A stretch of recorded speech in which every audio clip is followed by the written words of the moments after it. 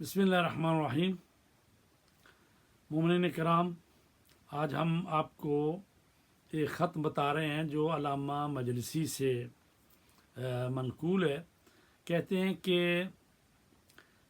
जुमे के दिन नमाज सुबह के बाद, अलबत्ता जुमे का गुस्ल कर लेना चाहिए, तो नमाज सुबह के बाद जनाब सैयदा फ़ातिमा ज़हरा सलामुल्लाह अलैहा की तस्बीह पढ़ने के बाद 100 मरतबा पढ़ना है अल्हम्दुलिल्लाहि रब्बिल आलमीन अला कुल्li हाल, अल्हम्दुलिल्लाहि रब्बिल आलमीन अला कुल्li हाल।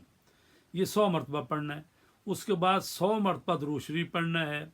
और जब आप ये वजीफ़ा कर रहे हों तो किसी से बात नहीं करनी, तन्हाई में एक जगह ऐसे जगह पे बैठे नमाज पढ़ लें और नमाज के बाद तस्बीह हज़रत फ़ातिमा ज़हरा करें और 100 मरतबा पढ़े अल्हम्दुलिल्लाहि रब्बिल आलमीन अला कुल्li हाल, और उसके बाद 100 मरतबा दुरूद शरीफ पढ़ें तो जो आपकी हाजत होगी इंशाअल्लाह पूरी होगी।